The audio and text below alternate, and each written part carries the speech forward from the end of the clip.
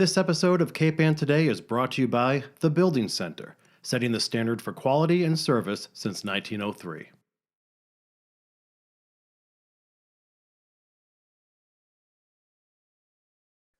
So good afternoon, Senator Tarr. How are you today? Good afternoon, Heather. I'm doing great, thanks. How are you? I'm good. I'm very well. Good. So it's that time of year that you are working on the supplemental budget. Tell us what I know about the supplemental budget is it is the governor's version is heavy with pandemic relief, right? Mhm. So it's important to understand the sequencing here, Heather. So the governor initiates the process by filing a supplemental budget. It does have some COVID relief in it and some very significant things in it. The House then takes that bill up, and they've done that, and they've passed their version of it. And that means the bill is now in the Senate. And as we talk today on Friday, we're going to be taking the bill up next week. We're going to debate it on Thursday of next week. And senators have until Monday at 3 p.m. to be able to file amendments. So the members of the Senate right now are looking at the version that's been proposed by the Senate Ways and Means Committee and deciding whether or not to file amendments and how they might want to change the bill. Well, I know that something that's kind of controversial right now is the fact that Speaker Mariano said we are not suspending the gas tax. So what will happen in the Senate regarding that? Well, you know, it's important that the presiding officers have something to say about subjects, but in the end, what matters is what the membership thinks and their representative capacity of the people of Massachusetts. And so this is still, in my mind, a subject to be debated and fully considered. We have a tremendous spike in gasoline prices, and folks are really experiencing pain at the gas pump as they try to get to work or to get to school or get to medical appointments. And at the same time, the Commonwealth of Massachusetts, as we talk right now, has a budget surplus that's about $1.7 billion above the benchmark that we've set for this year. And so I think it's a serious and legitimate subject of consideration about whether we should take some of those dollars and help relieve some of that pain that people are experiencing in a very real way every day in Massachusetts. But it is a bit more complicated than that, because we need to make sure that if we do suspend collection of the gas tax, that we use some of those dollars that I just referenced to backfill those accounts, because we don't want to default on our bonds, number one, that are used for transportation purposes. And number two, we don't want to abandon fixing roads and bridges, particularly right now as we get into spring and we start to see the impacts of the winter and potholes and the need for road resurfacing. So we need to make sure that we find a way to relieve that pressure that folks are experiencing and that pain, but also make sure that we don't default on our obligations on our bonds and that we don't default on our obligation to have good transportation infrastructure. Can you make that connection between the gas tax and the bonds and the infrastructure? So in many cases, when we do transportation bonds to finance the construction of roads and bridges, we pledge against those bonds the revenue that's collected from the gas tax, which goes into a transportation fund. So we need to make sure that we say to bondholders and to the underwriting agencies that we are going to make sure we keep our commitment, that if we suspend the gas tax, we aren't going to leave bondholders in the lurch without being able to get paid the interest and the dividends that they intended to get when they purchased those bonds. So the credit of the state is on the line here, and we need to make sure that we don't default and we don't create a problem and we maintain our bond rating, because if we don't do those things, they will have lasting consequences for the Commonwealth in terms of being able to get future bonds and our cost of borrowing. So we have to make sure to apply the surplus funding that we have to those obligations to make sure that there isn't a gap that would have very undesirable consequences. Well, two other arguments I have heard or read concerning, against suspending the gas tax. One is it a political act? Is it not that helpful, but it works politically for people? And the other is, and the governor has said this, he wants real tax relief for Massachusetts residents and he's directing that at renters and low-income individuals and homeowners. So how do you talk to that? Well, in terms of it being political, I think nearly every decision that we make is looked at through a political lens. That's the nature of government, and so it would be viewed that way. In terms of other kinds of tax relief, I would suggest that right now, when you're going to the gas pump and you need to be able to, on a household budget, afford to be able to get to work, this is very real. And being able to provide some relief as against the highest gas prices that we've ever seen, it doesn't get more real than that. That doesn't mean that there isn't room for other things. And I think it's a mistake to view these things as mutually exclusive. The governor has proposed a package, a very far-reaching package of things that are very long-term in nature and would become a permanent part of the tax code. And the gas tax suspension is not. It's intended to be a very limited way to bring some relief right now. And hopefully we're not going to need that relief forever, that in the future, we're going to see the abatement of the increase in gas prices. We're going to see a restabilization of the markets for energy products, and we're not going to need this. But somewhere here in the middle, there needs to be a way to respond to what people are having to deal with, even as we think about the things that the governor has proposed, which I support. He's proposed, again, a good range of things that make sense. But I would avoid getting into the situation where we see all kinds of relief as being mutually exclusive. We have the ability, we have the resources to maneuver carefully here to be able to meet a range of needs, and I think that's where our focus should be.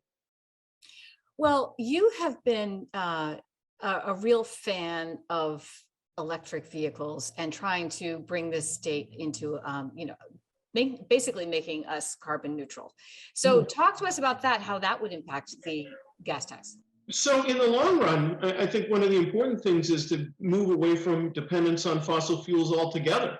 And in the future, if we were able to do that, we wouldn't find ourselves in the situation that we're in right now, where we're worried about the price of fuel and also worried about potential scarcity of fuel. So from my perspective, isn't enough to just look at a temporary suspension of the gas tax. We need to look at other tools as well. And so I am a co-sponsor of the suspension of the gas tax with the appropriate backfill that I just mentioned. But I don't think you can do that without also trying to solve the problem in another way. So I have filed legislation to increase the rebate for electric vehicles. Currently it's $2,500. I'd like to go to $3,000. And I'd also like to add to that program a rebate for charging stations, because one of the things that we see people facing is if they get the vehicle, they still have to find a way to charge it to make it useful in their lives. And so right now we are spending money from a settlement with Volkswagen and making the $2,500 rebate available. I'd like to add some of the surplus that I just talked about to that to get to $3,000 and to add charging stations. Because it seems to me that if we only look at this through the lens of our immediate need, which is very important, as I just said, we also need to look at it in terms of the long term and getting ourselves away from this dependence. Now, there will be some folks that will say, well, when you plug in the vehicle, some of the electricity is still being generated through burning fossil fuels, and that's true. But when we're talking about electricity, it can be generated in multiple ways, and one of the paths we're on as a Commonwealth, and we should be, is to find different ways to generate that electricity. So if we're plugging into something that has a wide basket of sources of energy, that's different than when we're just burning directly gasoline. So there's a lot to think about here, and I really think that this is an important time in our history to think about this, because we have within our reach the ability to be on a path where we can think about a kind of energy independence that we really haven't had the ability to grasp in the past. And so if we only focus on relieving some of the immediate pain and we don't think about the future, I think that would be a mistake. And that's why I am supporting a package of bills to look at how we can gain independence, how we can reduce our use of fossil fuels, but also right now, how we can say to families whose household budgets are being destabilized by the cost of gasoline, that we're going to give you some help. So why don't we finish up with a supplemental budget? So what else is in there? What else should we know about that? What else is happening? So a couple of important things, and one of them is something we've talked about in the past, and that's the importance of continuing the availability of outdoor dining for restaurants and the ability to deliver cocktails from restaurants as well. These are two things that we saw restaurants use to get through the public health emergency very successfully. And those things expire on April 1st. So we need to take action to be able to extend them. Now, you may recall that I worked with some of my colleagues to try to do that in the last supplemental budget that the Senate passed, but the House did not agree to that. And yet this time, the House has included them in their version of the supplemental budget. And that's why I'm saying that when a presiding officer makes a statement, it isn't always a statement etched in stone, because in this case, the House came back and did what I think is the right thing. Those things are in the Senate version of the budget, supplemental budget already, without us needing to amend it. So I think we can have a high level of confidence we're probably going to see those extensions. But in addition to that, the supplemental budget contains money for some very important things, and one of them is mental health. And specifically, mental health needs around folks who are coming to Massachusetts from very difficult situations, having been displaced from Afghanistan, having been displaced from Ukraine, trying to make sure that if folks make their way to our shores, that we can help them as they come from a very traumatizing situation. Those things are already in the supplemental budget. But one of the other things that we need to look at is the impact of the cost of home heating oil. And that impact directly touches on our home heating assistance programs. And on Cape Ann, we have a wonderful program that's run by the folks at Action Energy. And they reached out to us fairly soon after we saw the cost of home heating oil go up and said, we need a supplement. We can't sustain these programs for the rest of the heating season with the dollars that we have. So I put together a letter and got 20 colleagues to sign it, or 19 colleagues to sign it. And we wrote to the Committee on Ways and Means, and we said we need to put more dollars into a supplemental budget for this. Well, the House did $5 million, but the Senate has $20 million so far in the supplemental budget for that account, and that's really important. Similarly, we're trying to meet the need of nursing homes who tell us that they simply don't have the resources to provide adequate compensation to their staff. And as a result, they're having a lot of out-migration of folks going to other employment situations and not staying at the nursing homes, and that's creating a terrible problem. And regularly in our office, we get calls from folks who are trying to place a loved one. And when we call a nursing home, they say, we have a bed, but we don't have the staff to serve that bed. And so this is a much bigger problem than will be solved in the supplemental budget. But if we can put some resources in the budget now to help them retain staff, we can begin to buy some time to find a longer-term solution. That's not in the bill yet. I filed an amendment to be able to provide those resources, and next week we'll see how it goes. Well, there's a lot of good things in that supplemental budget, at least the Senate's version. So thank you so much. Well, and credit to the House. Their version is good too and does a lot of important things. And like most things, Heather, this is a question of finding good compromise between the House and the Senate. And after we pass our version of the bill, I'm hopeful that we'll do that very quickly because of some of the timeframes that I mentioned. So it's always a pleasure to work in a bipartisan way and in a bicameral way. And I'm confident that on this supplemental budget, we're going to do just that. Well, my last question for you is, when are you going to purchase one of those fabulous Ford trucks? Not that I've looked at them, but I think they're referred to as the Ford Lightning, the F-150 version. And it's very interesting, but also very costly. So, and I don't think there'll be any additional funds for me to purchase one in the supplemental budget. So that might be a little ways off.